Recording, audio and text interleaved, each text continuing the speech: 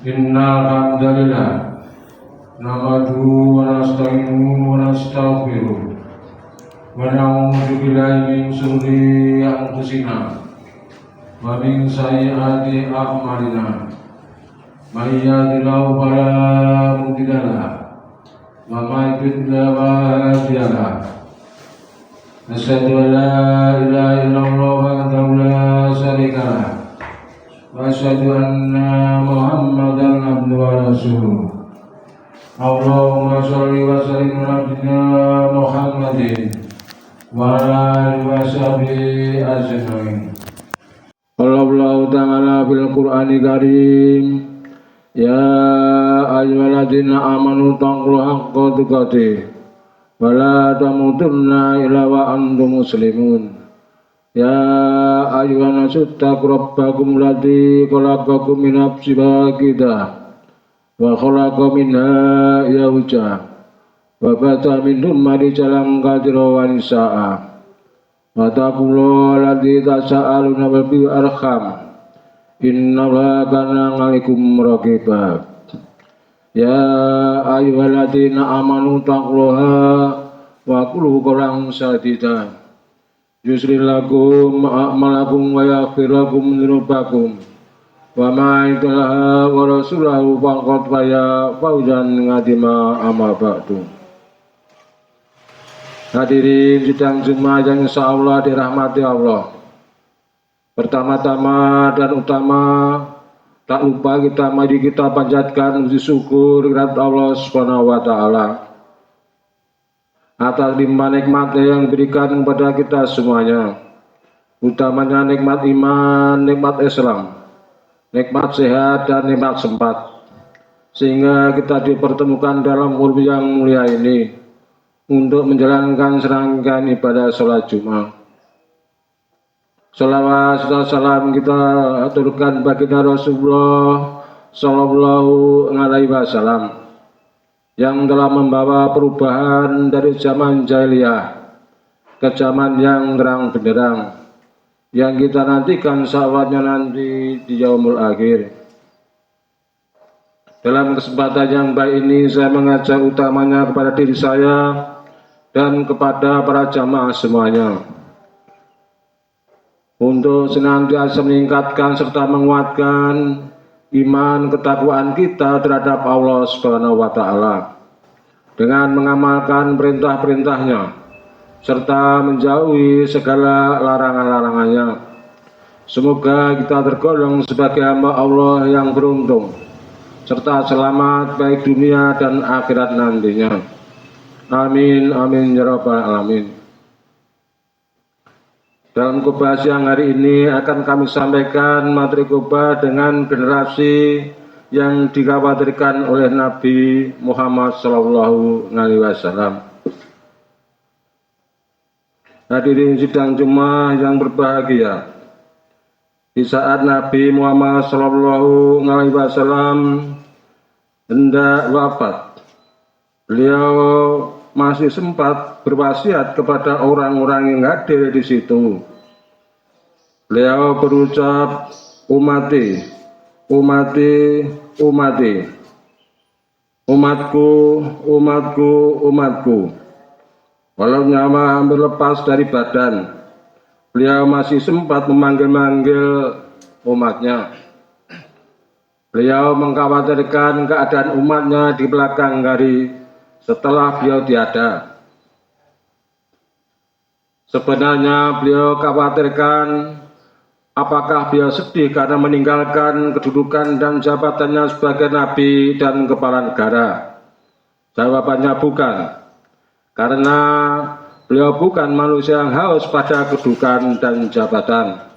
Yang beliau khawatirkan adalah umat yang kelak memegang kedudukan dan jabatan. Mengapa hal itu dikhawatirkan? Sebab dengan kedudukan dan jabatan yang sedang dimilikinya, kadang-kadang manusia tidak menyadari bahwa hal itu sebagai amanah. Dengan kedudukannya justru ia merasa telah memiliki segala kesempatan dan peluang untuk berbuat apa saja sesuai dengan keinginannya. Ia tidak menyadari akan fungsi dan kewajibannya.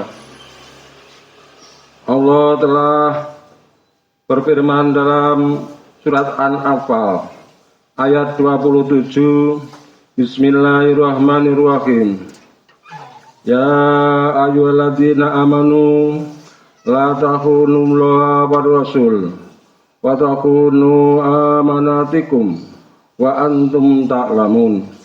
Yang artinya, hai orang-orang yang beriman, janganlah kamu mengkhianati Allah dan Rasul Muhammad, dan janganlah kamu mengkhianati amanat-amanat yang dipercayakan kepadamu sedang kamu mengetahui. Kedudukan dan jabatan terkadang merenggangkan silaturahmi.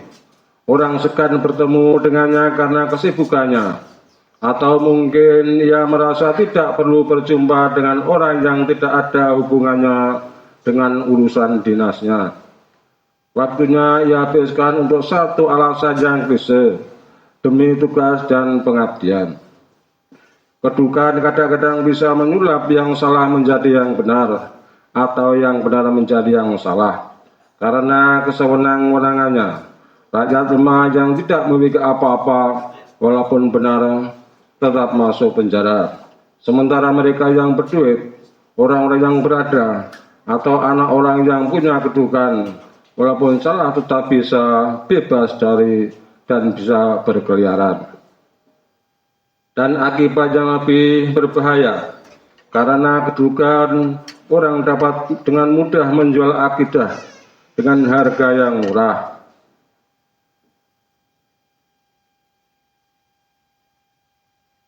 Dan Nabi Muhammad SAW telah memperingatkan bila amanah disia-siakan.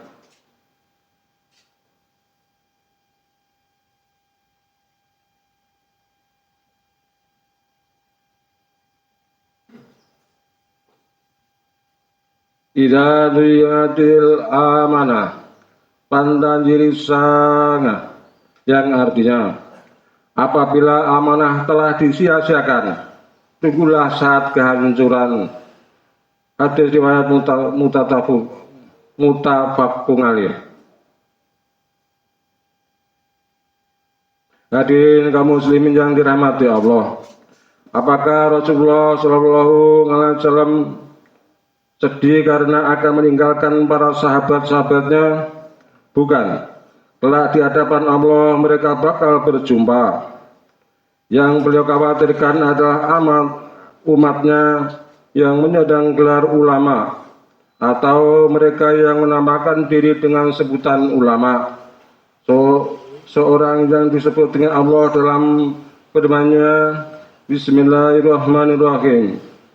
Innama yahsyallaha min ibadi ngalah ulama, yang artinya, sungguhnya yang takut kepada Allah di antara hamba-hambanya hanyalah ulama. Surat Al-Fatih ayat 28. Karena berbagai sebab kini dan nanti, banyak ulama sudah tidak merasa takut lagi kepada Allah. Bahkan banyak orang yang menyebut dirinya ulama, padahal secara terang-terangan dalam tingkah perbuatannya menentang Allah. Dengan segala keberaniannya, judi yang jelas haram hukumnya disulap menjadi bukan judi, barang hal haram atau sebaliknya. Mengapa bisa demikian? Karena ia merasa takut label ulamanya dicopot. Ia lebih takut tidak diterima duduk dalam perkumpulan ulama daripada takut kepada Allah. Apakah Nabi Muhammad SAW bersedih karena akan meninggalkan jamaahnya? Tidak. Yang beliau sedihkan adalah umatnya kelak akan pecah menjadi kelompok-kelompok. Umatnya pecah ke dalam bermacam-macam firqah, dan masing-masing kelompok merasa paling benar dan paling sah, sedangkan yang lain salah. Dari sebab yang kecil inilah keutuhan kekeluargaan dalam Islam terhambat. Sejak dulu umat Islam telah dipisahkan dari saudaranya karena perbedaan di sekitar masalah yang bukan prinsip.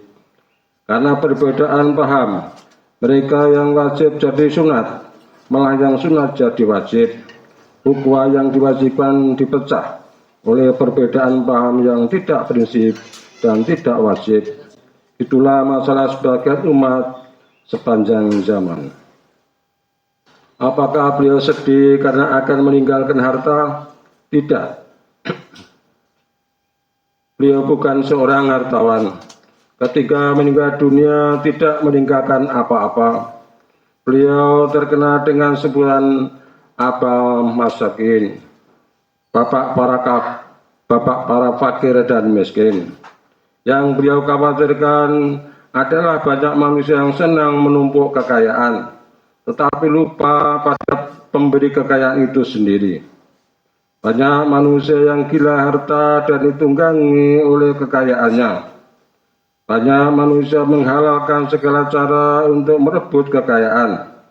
Banyak manusia terjerumus dalam maksiat dan munkarat karena mampu membeli apa saja dengan kekayaan itu. Apakah beliau sedih karena akan meninggalkan istri-istrinya? Tidak. Yang beliau sedihkan adalah umatnya, para kaum ibu. Banyak kaum ibu lebih mementingkan rapat dan arisan daripada membela putra-putrinya di rumah. Banyak kaum istri merasa tidak berusaha meninggalkan rumah tanpa seizin suami. Bahkan banyak kaum istri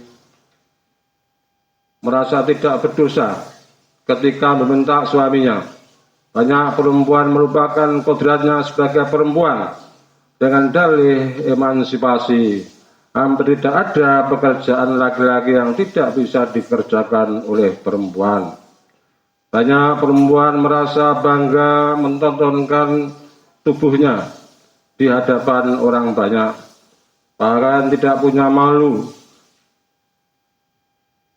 di tempat umum atau di masyarakat umum dengan berpakaian sangat minim, bahkan sangat tidak diberikan toleransi karena sebagai umat mestinya menutup aurat, bahkan sampai kita jumpai di jalan-jalan di tempat mal dan sebagainya, mereka memakai pakaian yang super mini, sangat pendek, yang melihat sampai malu, namun yang melakukan atau melaksanakan tidak punya malu lagi. Apakah beliau sedih karena akan meninggalkan putra-putrinya? Tidak.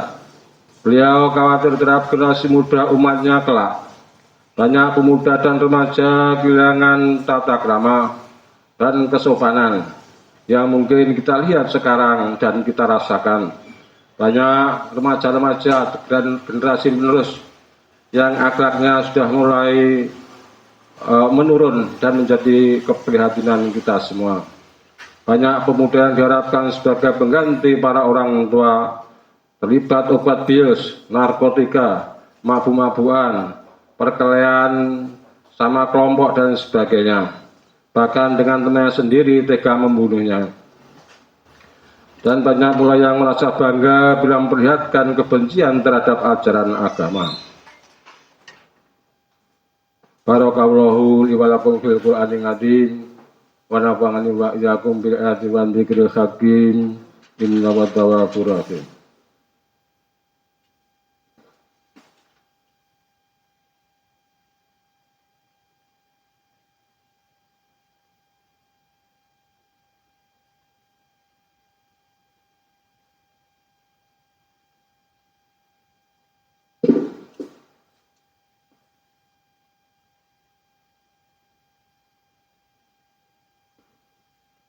Alhamdulillah hamdan katsiran thayyiban mubaraka fihi kama yuhibbu rabbuna wa yarda. Asyhadu an la ilaha illallah wahdahu la syarikalah wa asyhadu anna Muhammadan abduhu wa rasuluh. Allahumma shalli ala sayyidina Muhammadin wa ala alihi washabihi ajmain amma ba'du. Hadirin sidang Jumat yang insyaallah dirahmati Allah. Dalam khotbah yang kedua ini akan kami sampaikan terkait dengan penekanan pada khotbah yang pertama. Kita mestinya bisa mengambil hikmah dan apa yang mestinya kita lakukan dalam menyikapi keadaan yang demikian. Tidak lain kita harus mengembalikan dan menetapkan posisi kita masing-masing dalam kehidupan di tengah-tengah masyarakat. Bagi yang merasa menjadi ulama, kiai, ustadz, dan yang semacamnya, kembalilah pada posisi semula sebagai pewaris para nabi yang membawa misi risalah kerasulan. Jadilah sebagai abdi yang mulia, sebagai pengayom dan melindung umat, dan sebagai penerang di kala umat dalam kegelapan. Para pejabat dan pemimpin hendaklah kembali pada posisi semula, bahwa jabatan dan kedudukan yang kita tempati semata-mata adalah amanah dari Allah, yang kelak akan diuji dan dimintai pertanggungjawabnya di hadapan Allah. Sebagai hartawan, kembalilah ke tempat semula sebagai penerima amanah dari Allah untuk menafkahkan harta kekayaannya semata-mata untuk ibadah kepadanya. Marilah kita jaga diri, keluarga, dan masyarakat kita dari api neraka. Dan marilah kita mohon kepada Allah, semoga kita senantiasa berada dalam lindungannya. Demikian khotbah yang dapat kami sampaikan. Bila ada benarnya datang dari Allah, bila ada kurang dan salahnya itu dari pribadi saya selaku manusia, dan mohon dimaafkan. Innallaha wa malaikatahu yusholluna 'alan nabi ya ayyuhalladzina amanu shollu 'alaihi wa sallimu taslima. Allahumma sholli 'ala sayyidina Muhammadin wa 'ala ali Muhammadin kama sholaita 'ala Ibrahim wa 'ala ali Ibrahim innaka Hamidum Majid. Allahumma ighfir lil muslimina wal muslimat wal mu'minina wal mu'minat al-ahya'i minhum wal amwat innaka qarib. Allahumma adina haqqa haqqa wa yunadzibana wa adina badila badila wa yunadzidinaba. Allahumma inna as'alaka al-huda wa tuqa wa ngafa bagina. Rabbana hab lana min azwajina wa dzurriyyatina qurrata a'yun waj'alna lil muttaqina imama. Rabbana atina fid dunya hasanah wa fil akhirati hasanah wa qina adzabannar. Subhana rabbika rabbil izzati amma yasifun wa salamun alal mursalin walhamdulillahi rabbil alamin. Amin.